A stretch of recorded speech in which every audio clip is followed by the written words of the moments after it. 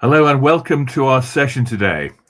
My name is Clive Coldwell. I'm Group Editor of Electronics Weekly. Today's webinar will be available on demand after our live session, and it's accessible through the same link you're using now. However, we'd love to hear from you today, so do text in during our discussion. If you have a question, please feel free to send it through the Ask a Question tab at the bottom of the page. If we don't get to your question, we'll be sure to follow up afterwards. And finally, we'd like to encourage you to share today's session with your social networks. Now then, today's webinar is asking, is the ever-reducing semiconductor life cycle a challenge for your organization? Have you been forced into expensive redesigns or tech refresh prematurely?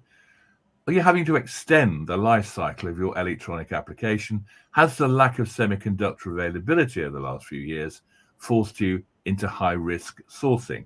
Well, if you've answered yes to any of these questions, then stay with us for the next 60 minutes when we'll be attempting to provide some of the answers. As we do that, we're keen to know more about your experience with product redesigns, so do take part in our poll. It's just 3 questions, and tell us about the challenges you've been facing. It'll pop up to you as and when we feel it's appropriate to let you know. Well, to discuss next steps, may I introduce our 2 guests.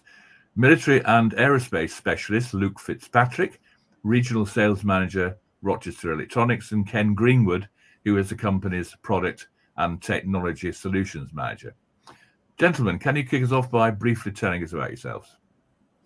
Sure, thanks. Good morning, Clive, Ken, and everyone who's tuned in. As Clive mentioned, my name's Luke Fitzpatrick. I've been in the electronics industry now since 1998. Hard to believe that's almost 26 years now. For the last 17 years, I've been supporting aerospace, defense, and higher rel sectors.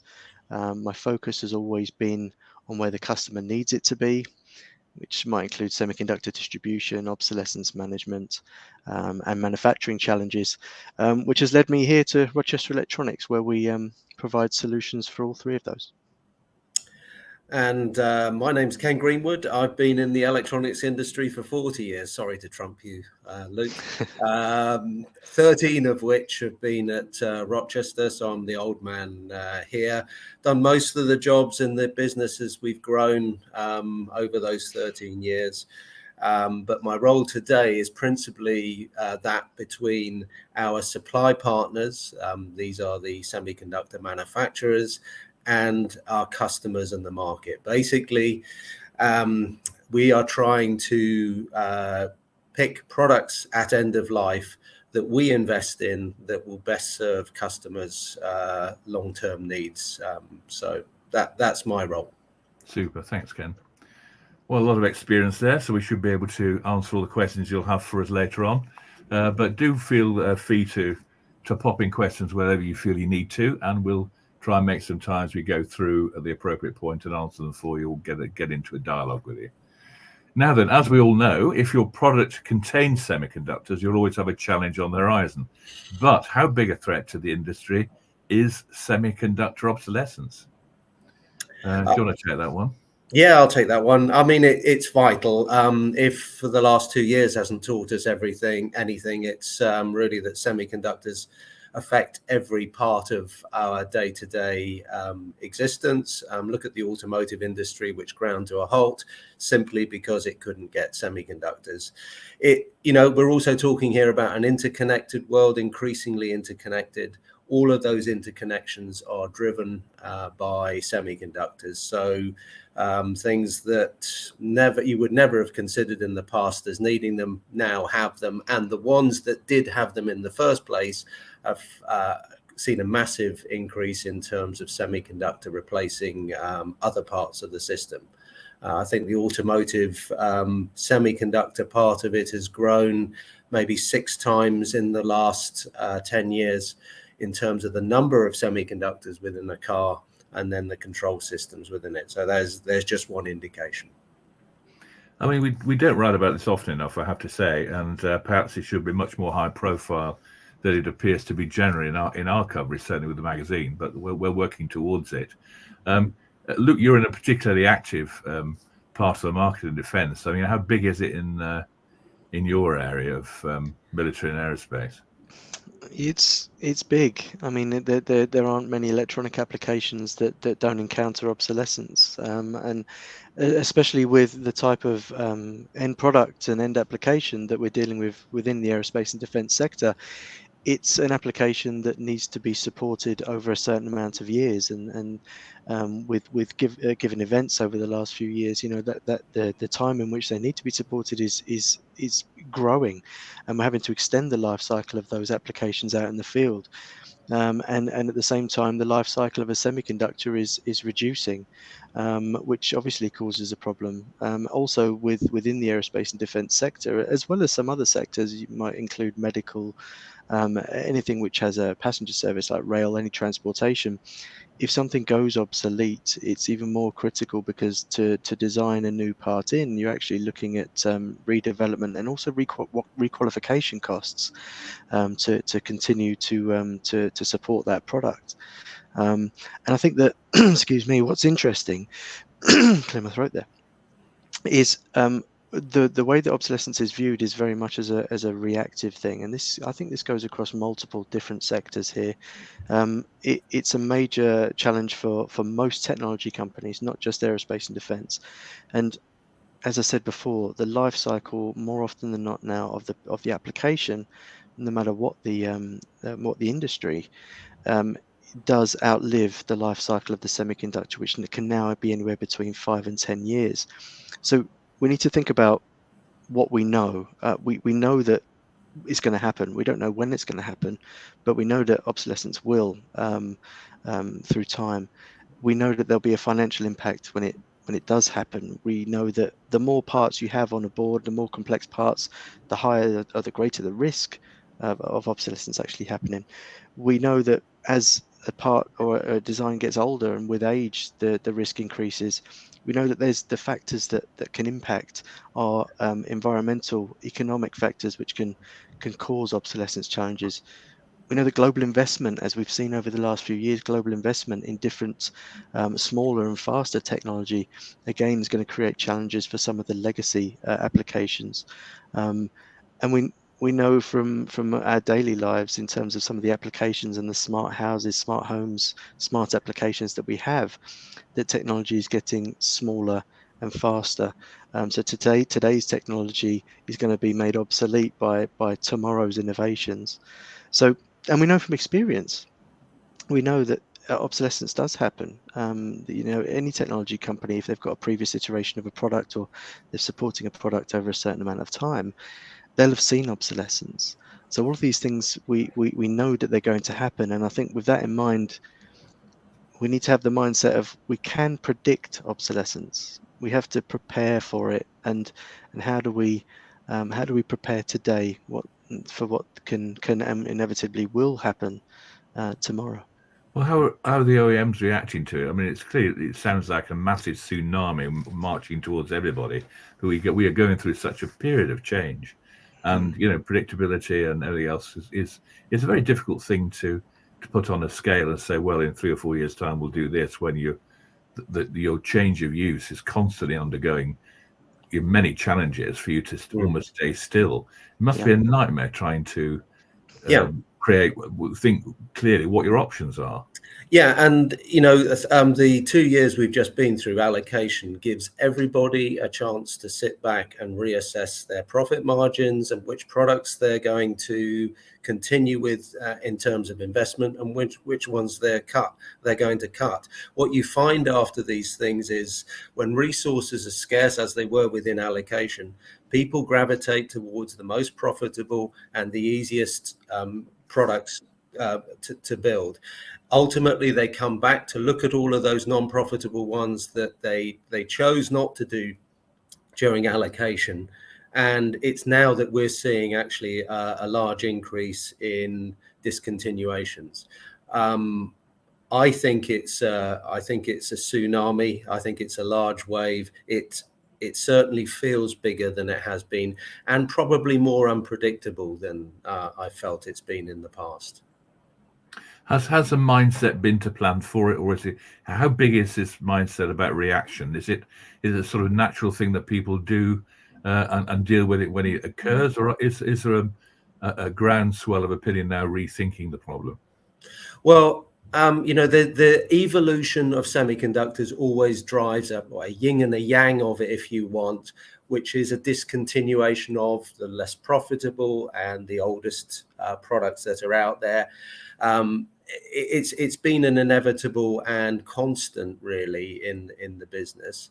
I think what's happening now is that there are a number of factors that are making those changes a little more uncertain, a little more step-like rather than a consistent discontinuation. I'll just bring one factor in here. People know of fabless semiconductor houses. What that means is that third-party fabs fabricate the silicon on behalf of the semiconductor companies we all know and love. Ultimately, they then become the controlling destiny of when that technology is switched off. And we've seen examples in the last 2 years and subsequently of extremely short-dated end of lives. So you've got a month to produce your last time buy figures and place your order. And it's not always now the preserve of those semiconductor companies to determine when products are made end of life. So there are factors here that we need to be conscious of and to understand. The predicting tools that are out there might not necessarily pick up all of those elements. Okay, so the next question is, how easily can semiconductor obsolescence be predicted? Well, there are life cycle experts out there, the silicon expert, the IHSs of this world, that predict. They track life cycle. They predict an end of life. They are doing it across millions of components, and an awful lot of it is based on information from the manufacturers. As I've said, though, that the manufacturers are now not always in control, and there's also an element of algorithm based prediction there. And again, you need to understand the detail behind the semiconductor market, package, fab, in order to perhaps better understand the risks around an individual semiconductor. And so, who is the person going to be tasked with this? Well, within a company, it's often obsolescence isn't necessarily one person's preserve. It tends to sit somewhere between purchasing and component engineering. And when it becomes too difficult to solve or has a critical impact, it then gets raised up to the program manager. So, I mean, some companies, the large companies we deal with in many industry segments, have now recognized that obsolescence is something that needs to be managed, resourced, multidiscipline resource across the business, and to actually invest money and time in terms of tracking it, but also then doing the preventative work before you're hit with the consequences of an unforeseen obsolescence problem. So it's the preserve. I mean, companies are taking now, I think, a much closer view of the impact and the risk associated with semiconductors, given allocation over the last 2 years.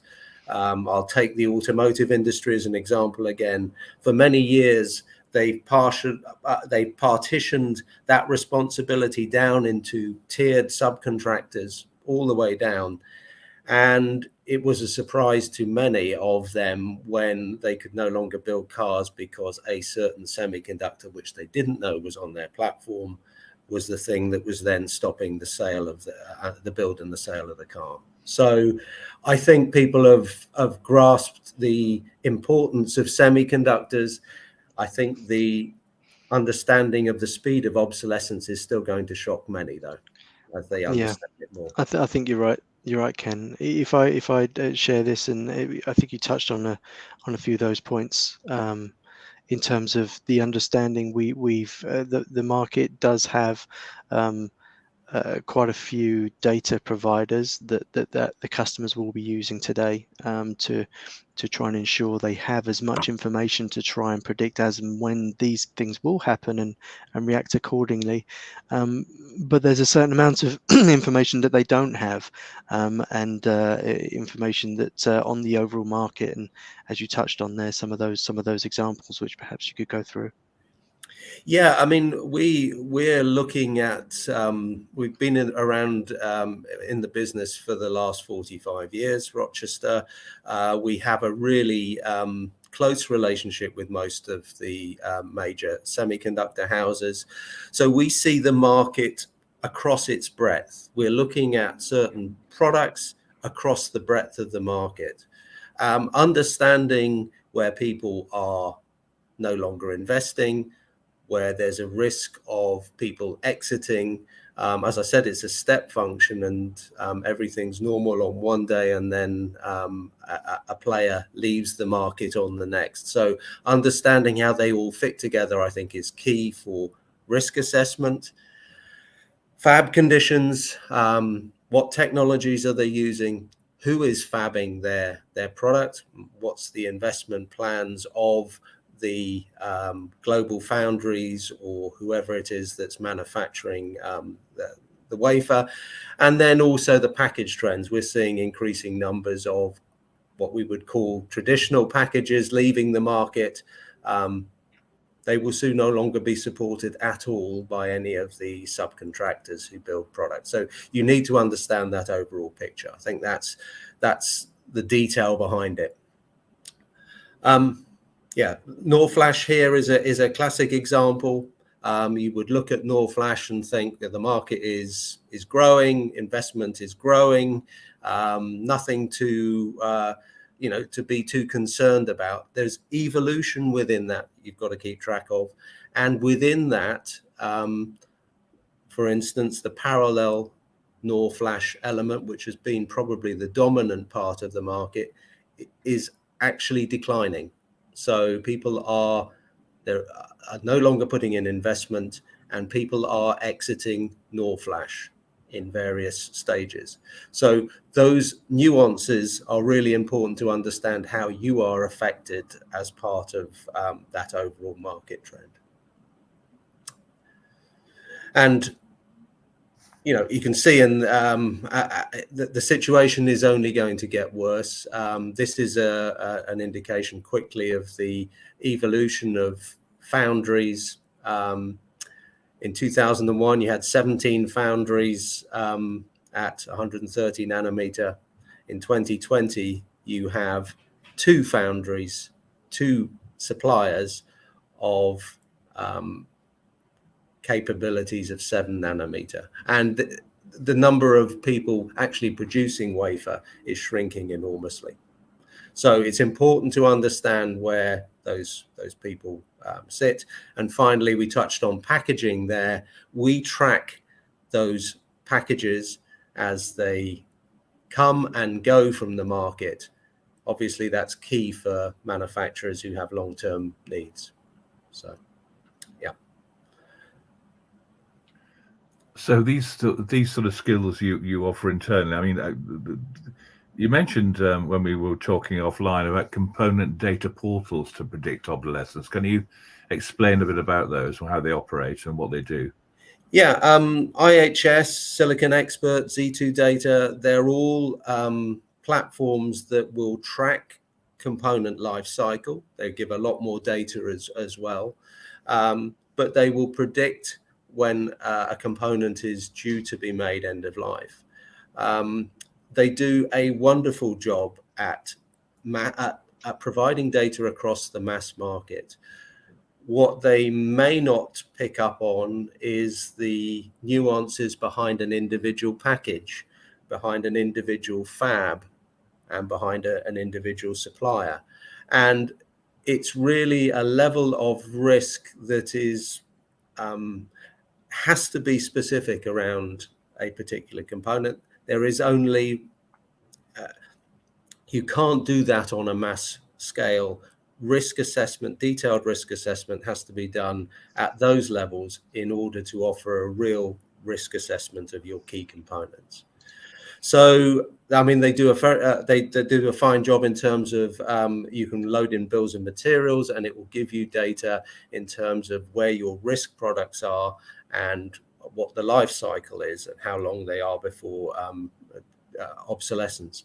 However, that level of detail is something that I think you probably need other sources of data in order to validate it for your key components, just to verify that the fab process, the package, and the sourcing is also covered in terms of the risking assessment. Yeah, absolutely, Ken. And you know, we've got some examples here of some products which, with all the best will in the world and all the data providers that are out there and collating all of that information, some of the life cycle and discontinuations and the last time buy to last time ship notifications, or product discontinuation notice to last time buy, that time to be able to react is getting shorter and shorter. So, and also almost unpredictable. You could have something which is 5 years to end of life, and then there's actually a trigger within the market for whatever reason, obsolescence within the semiconductor manufacturer supply chain, that will cause an obsolescence event quite quickly.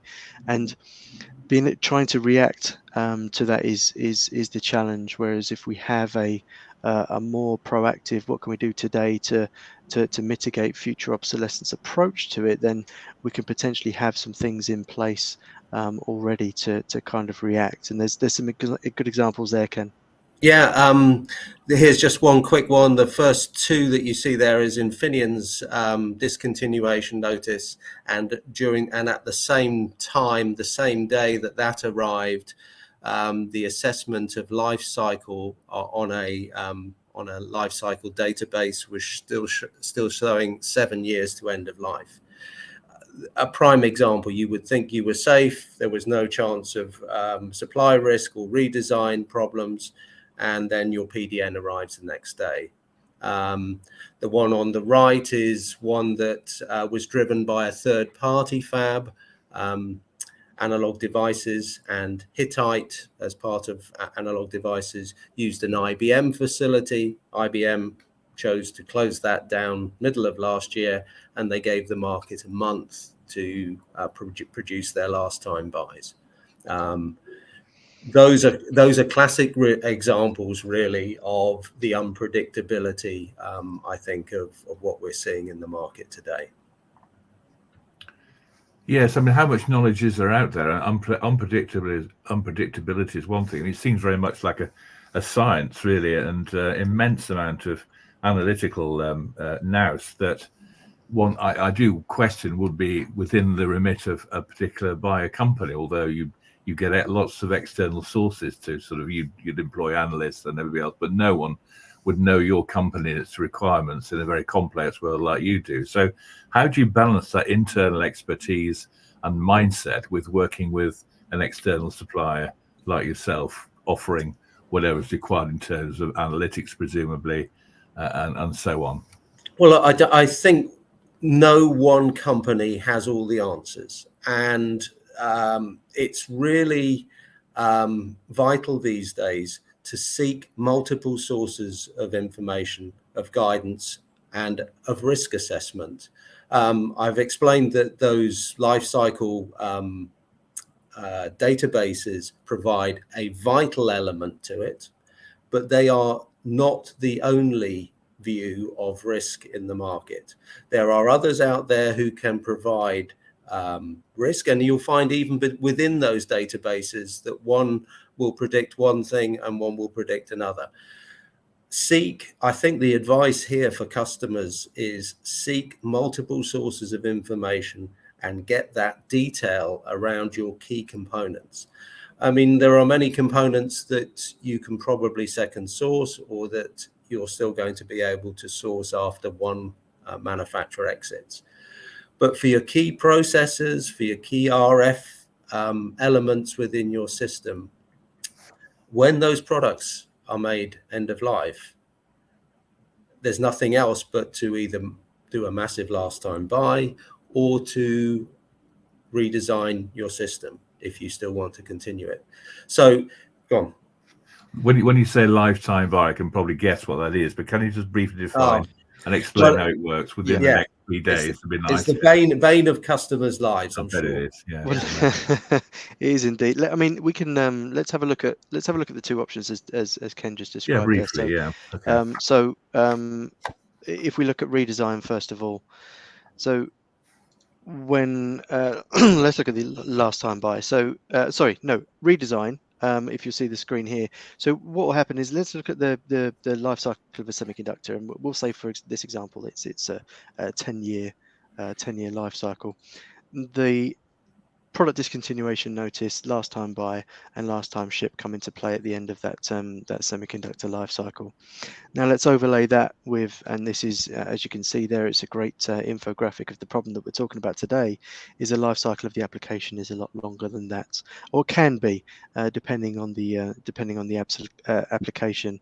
And you can see there that a product can even be going through NPI and low volume production, and it's at that point, even that early, that you could see obsolescence in a critical part. So the challenge then becomes how we get from discontinuation notification right through to the end of the customer's product life cycle. And redesign, the questions there that are asked, what would the cost be? And the cost could vary depending on whether it's just hardware or hardware and software. And then obviously the obvious questions, who would fund this? Are there the resources in place, and what the challenges might be? And again, as I mentioned earlier on, requalification. What does this device go into, and would we need to requalify it for that purpose? What you could then find is, if you do redesign in a new part and go through all that requalification, all that added cost, depending on how long you need to support that product for, you could encounter another obsolescence issue further along the line. And again, depending on if you're supporting a product for 20, 30, 40 years, as some of my customers are, there's even a chance that you could go through several different redesigns on the same product, because the life cycle of the semiconductors are a lot shorter than the application. Now, if we look at last time buy, the same curve there, same challenge. How do we get from the obsolescence point to the end of the application life? What would need to be the quantity required? And this is one of the major challenges for our customers, is if we're going to support this product for the next 10 to 50, 60 years, how many would we need to be at last time buy? That question is, it ends up being a finger in the air. It ends up coming down to, well, what can we forecast? What do we think? Or what can we afford in terms of the funding that we need to place the last time buy? How much funding can we get, and will that dictate how many we can buy?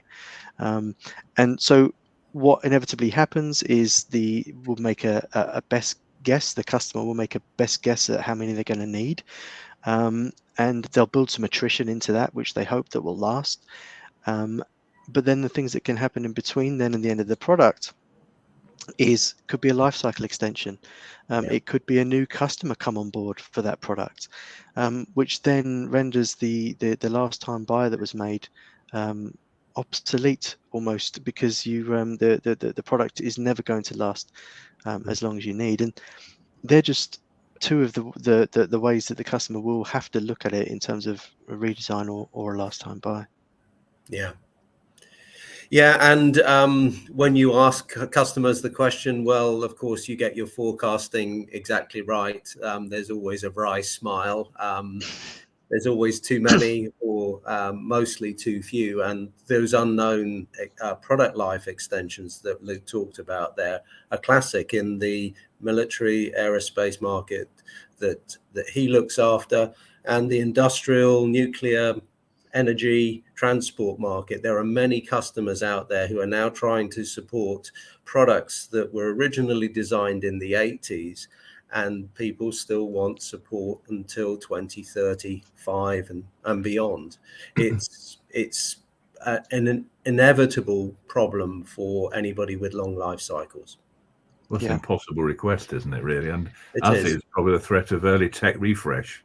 I mean, when do you do it? I mean, that must be a very difficult decision to make. Yeah, and you know, it's not that people don't want that feature enhancement that you can get as part of that redesign. The requalification costs, the nightmare of requalification in many cases, just means that it's prohibitively expensive. Well, there's this phrase, design with a future in mind, but it seems almost hollow in a way. I mean, how on earth do you quantify that? I mean, I don't know where you start, really. I mean, it's good to perhaps get out of our session here, a sort of plan of action that actually, perhaps I'm oversimplifying it, that probably requires, I mean, certainly with me coming towards it relatively fresh over the years, it's sort of frightened the life out of me, actually. I didn't realize potentially once you think about these sort of subjects, you can it can just go anywhere, can't it? I mean, the depth of the problem is just enormous in the world we're now in, where requirements are changing so quickly, and the supplies and requirements for semiconductors are so relatively unpredictable. I mean, look at certainly in the defense market, look at the major conflicts going on at the moment. The old technology being put into new war scenarios, and everything else. How are they? I'm sort of looking, well, how can that technology survive in that theatre of war? So the defense industry must be going through utter turmoil at the minute. Yes, and they're not alone in this. Nuclear industry is talking about extensions of life of 20 years on top of what they thought was a final stop. Service and in life maintenance extensions are just regular everywhere at the moment, and it's a broad problem faced by many industry segments. And I think that's a key point there, and you make it's a broad issue, and I think that therein lies the key. I think collaboration. There are a lot of different pieces to the puzzle. There are service providers. We have the OEMs. We have the end customers. We have the subcontractors. They're the people that are providing the data. They're the manufacturer of the semiconductors. And I really think that broad understanding and that collaboration at the front end, to bearing in mind that you can predict that obsolescence may impact your product, and so what do we do about it today? And I think that's where we're encouraging our customers to collaborate early enough. As soon as you understand that a part on your application is going to be critical. And what do we mean by critical? Well, it could be that the application or the semiconductor, if that part goes obsolete tomorrow, then it's going to have a major impact on hardware and software.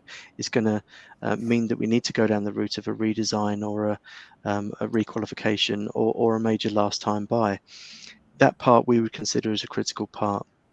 Now, for example, how we would deal with that at Rochester is communicating with the customers early enough with our understanding of the market, trying to help understand when a type of package or anything that could drive the part to go obsolete might happen.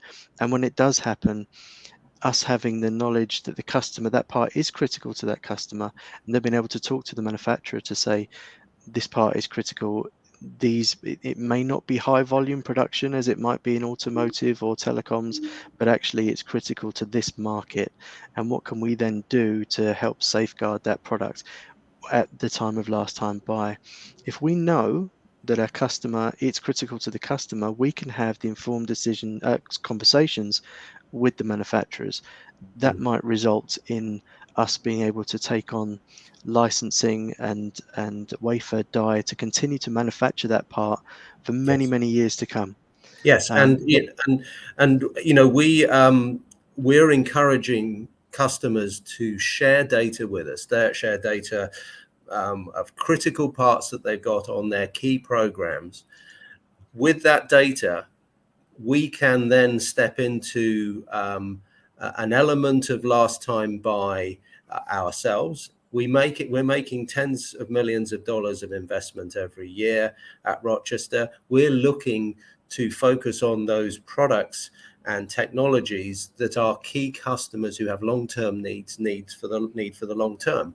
We're prepared to invest in packages, in products, test equipment, and everything else that we need to support it, as everybody else is running away from it. So there's an opportunity here for customers throughout the industry to start influencing that investment, so that we can be there in parallel as a safety net. Sorry, Luke. Yeah, please. No, please. Absolutely, and I think that, you know, this slide here, you know, this is exactly what we're talking about. It's engaging early enough that by the time the product is gone obsolete or is going obsolete or it's been announced, it's engaging early enough that we have that information. There's potentially another option on the table when it comes to the decision making on how we're going to deal with that obsolescence event, and really the long-term solutions that we could have in place could keep the product going without avoiding that redesign until the end of the life of the application. Or if a redesign is within the life cycle of your application, if you're planning for a redesign, chances are for you to plan to redesign in 10 years to then support it again for another 20 years, getting to that redesign and getting the critical components for that until that redesign point are just as difficult sometimes. So it's not necessarily completely avoiding redesign. If redesign is in your roadmap, that's fine. Getting to redesign can also be a challenge, and having those early conversations early enough that we can actually together take action and come up with a plan or a solution for when it does happen is really the key to what we're talking about today. Yeah. Can I just say at the moment, just remind our viewers here to don't forget, let us know, keep the questions coming in, and we've just launched question 1 of our poll, by the way, and it's probably a good point to launch question 2 as well. In the last 5 years, how many forced product redesigns your company started as a result of semiconductor obsolescence? That's coming your way in a minute, so do please let us know what you think. And, Clive, yeah, I mean that's a key one, really. I've been at customers and talked to the engineering directors there, and when I've asked the question, how much of your resources is occupied in terms of product redesign, they've said 20% in some cases. So 1 in 5 of their engineers are looking backwards rather than forwards. Every one of those is taking away resources from new product design and the costs involved in requalification, etc. So it can be a significant portion of your engineering budget, and that's not an unusual response. Goodness me. Yeah. So look, we've got a last time buy window there. That window that Luke showed is critical. It closes very quickly. Semiconductor companies disperse those resources very quickly. 3 months or 6 months after the last time ship is closed, quite often it's too late then to do anything in terms of getting that capability ourselves. So knowing in advance, working with the supplier in advance is absolutely vital, so that we're in the right place at the right time to help you. I mean, one question here is, it says, you talk of sharing critical parts. My parts lists are confidential. Yes. What guarantees do I have that they will remain only inside Rochester? I know, I almost feel like don't say the word bill of materials, because it gets everybody's back to, hey, that's confidential, that's ours. I understand the confidential nature of these things, but you will know the critical parts which you simply can't do without it on any bill of materials. That's what we're after there. It can come to us in any form. We use that data simply to determine our investment in the future. It goes no further. It's not shared with any other third party. It's all covered by an NDA. It's our vital eyes and ears, though, for which direction we march in. The worst situation for any particular customer is that we have dollars to invest, and we invest in that wafer when they need that wafer. The other, there's an opportunity there that's been missed, and customers have an opportunity here to determine their own future and the catch net that can sit behind those decisions. Okay, here's another good one here. There was a PDN example we talked earlier about, given which showed a 1 month LTB window. Could Rochester have predicted that beforehand? And what help could you offer customers there? Yeah, okay. Now you put it. Now it's absolutely on the ball. Yeah, foot to the road time. Okay, so could we have predicted it? I think there were some elements there that we've been highlighting, which I think we would have highlighted as risk. Certainly IBM's fab, but hidden behind analog devices there. The fact that it was a very old technology and one that they were no longer investing in, I think you would have put that down as high risk, regardless of what would have happened. So could we have predicted it? I think the more people you ask, the more chances you have of actually hitting those risks, and our ability to dig into the second layer and third layer of that supply chain, I think, gives us an opportunity to do those things accurately. Okay.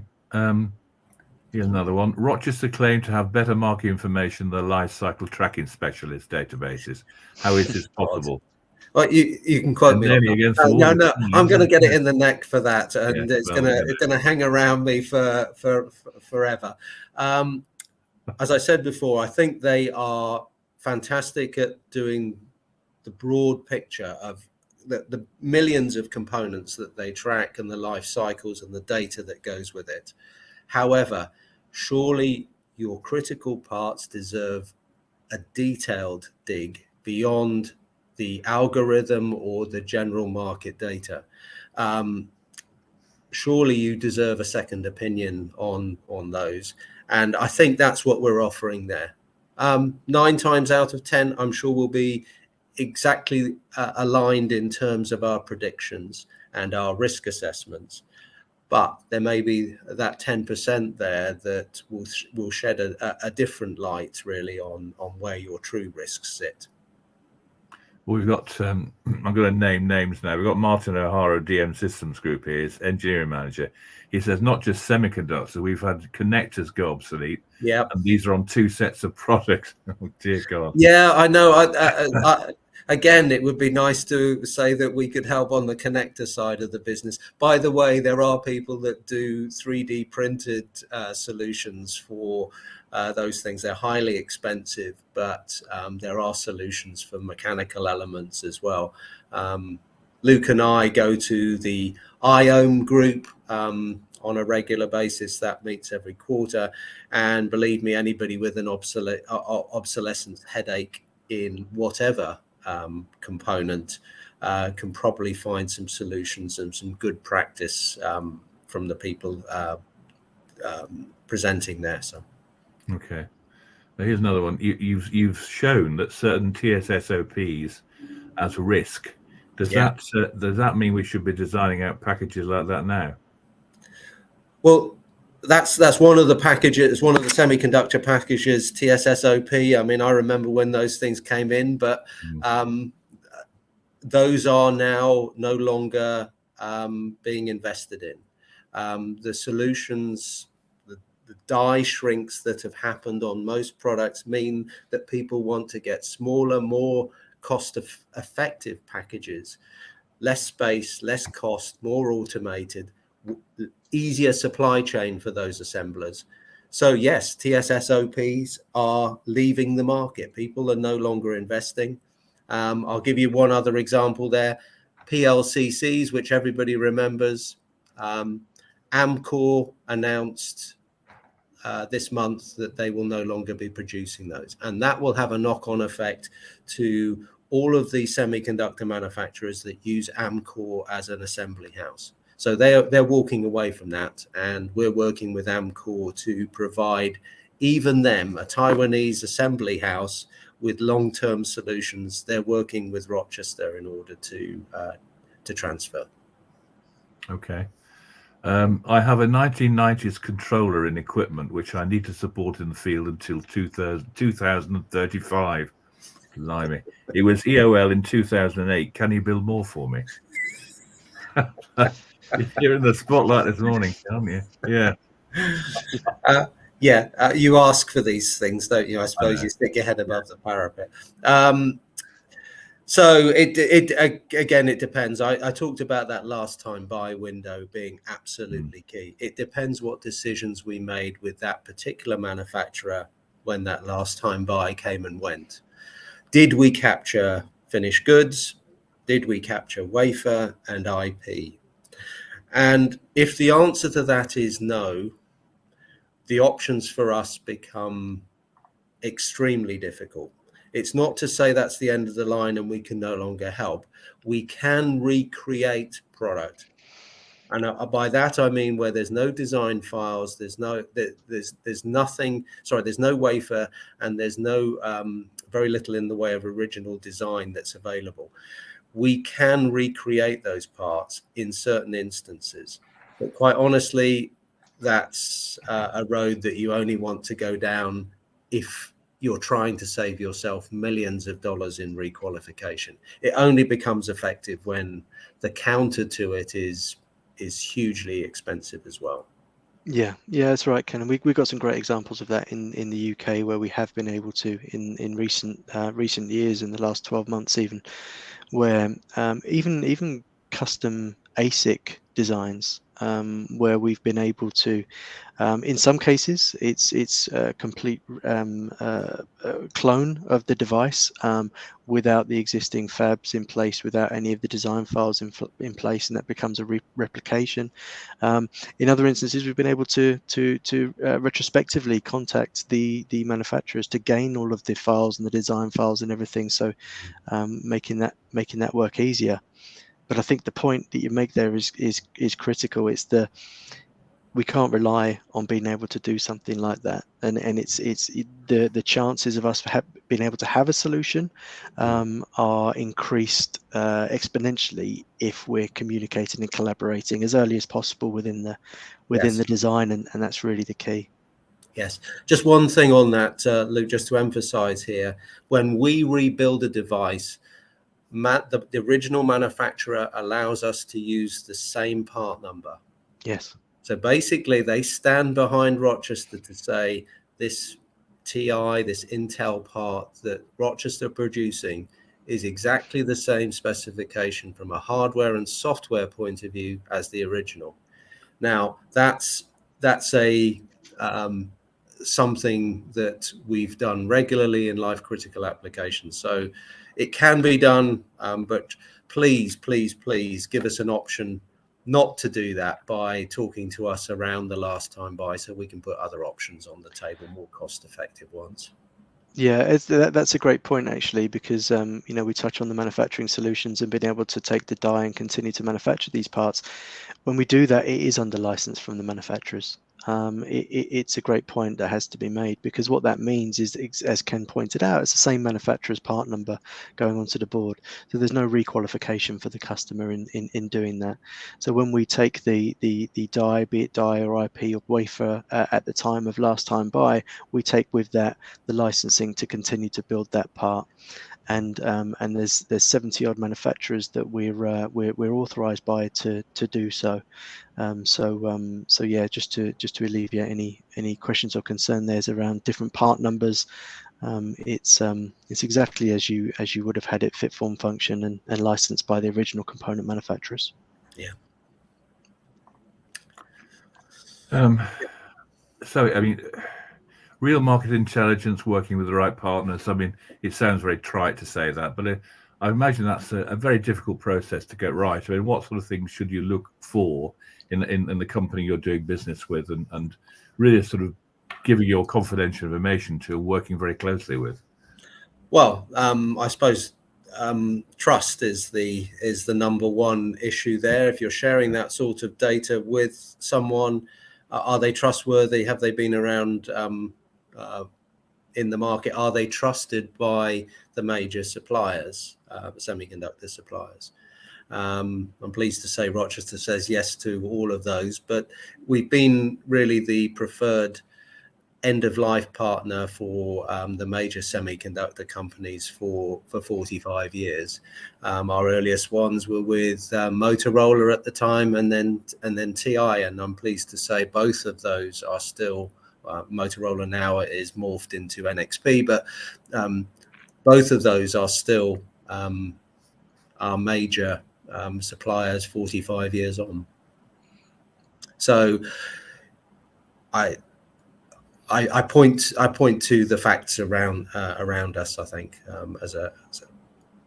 Okay. to give you a view of the trust that other people put in us. Well, another question coming in. I've heard that you only have old date code product. How can I guarantee it works? Well, Luke, do you want to take that one, or do you want to take it? you go ahead, Ken.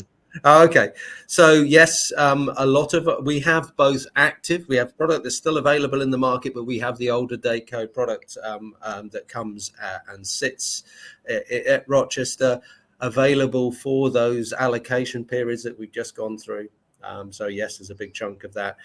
The reason that we can store with confidence is that all this product has come originally only from the original manufacturer. It's never been anywhere else in between, and we've loved and stored it for its whole life in a way that means that there's been no risk for those parts. So yes, our products are older, but quite honestly, I know where it's been all its life. We have full traceability, and it only came from the original manufacturer. So yeah, I think you're right. I think that we've I think over the last what the market has shown over the last few years, and there's been a lot of high risk sourcing over the last few years. There's been shortages. A lot of our customers have had no choice but to call on different sources to try and obtain product. And what that's led to is a little bit more research into date codes. People have been acquiring older date codes because that's all that the only availability that's been in the market. And with that has come a lot of information, a lot of white papers on actually it's all down to the storage. You can have older date code product as long as it's stored in the right way, as it would have in a manufacturer's facility. Actually, the date code itself isn't necessarily the risk. It's how they've been stored. Yeah. So yeah, there's quite a lot of information there in the market at the moment around that topic. And just to give you some confidence on that, most of the semiconductor manufacturers have since extended their shelf life or acceptable date codes in our direction. So I think it's been validated by those moves. Okay. All three questions of our poll have been sent out now. So do let us know, give us your views so we get a better idea of who you are, what your needs are, and everything else. Gentlemen, what just very briefly, because we're going to be knocking off in a couple of minutes, just what are the main takeaways that you think our audience should really glean from our discussion this morning? I mean, it's quite a complex subject and a lot to really consider, isn't there? Yeah. I think that for me, it's that early engagement and the collaboration. I've said it a few times, but ultimately, if you act now, obsolescence will come. It will come on your critical parts. You hope that it doesn't come in the life cycle of your application, but we kind of have to plan for that happening. So that early engagement piece, sharing of the critical information, the parts that are critical to your applications, and then coming up with a plan to plan to do so, to do something around it, I think is the key. Yeah, Ken, anything to add to that? No, problem shared is a problem halved, as they say that. I think engage with us, and perhaps we can take away a number of your problem parts, and maybe even save you one redesign. That would be a wonderful takeaway if we could do that. Yeah, absolutely. And if we put this into if I was a customer, what would happen if they were to send us their critical parts? For example, what Ken would do straight away is and Ken and the technology team is to look at the risks associated to those parts. We can obviously use the same data that's out and available to all of our customers in terms of the market life cycle or the semiconductor life cycle expectations. But Ken can then go and do that deep dive on the product. At the same time, we can see if the part is active, whether we have any active stock that we've obtained from the market or from the semiconductor manufacturers over the years to alleviate any issues there or any challenges there in terms of immediate stock requirement. If the part has already gone obsolete, it may be that we'll look at the die and the wafer that we have authorized within our warehouse, in our facility, to understand whether we can manufacture today under license the parts that required if it's already gone obsolete. And as I said before, even if the part's long gone obsolete and it's a case of we can't extend that product life cycle because the part's gone obsolete and it went obsolete 10 years ago, it's still worth having the conversation to see whether there's a potential solution there. As I said, we've had some success and driving our customers' success over the last couple of years on a few of those. The chances, if we're not collaborating early enough, the chances of that success is slimmer, but there are still instances where we can support. So that's just to give you an idea of if you were to engage today and how we would move forward. Yeah, it's like everything else, isn't it? It's trust and relationship building, and I think it's presumably you have plenty of testimonials you can probably sort of bring out as well to go through it. Well, gentlemen, thank you so much. You've educated me today. It's absolutely bottomless pit, this, isn't it? Really, you pursue yourself and go through it all, but fascinating. Thank you all for being with us today. I think if you haven't managed to get through with your questions, rest assured we'll get back to you. Goodbye, and thank you for being with us. Thank you. Yeah, thank you, Clive. Thank you, everyone.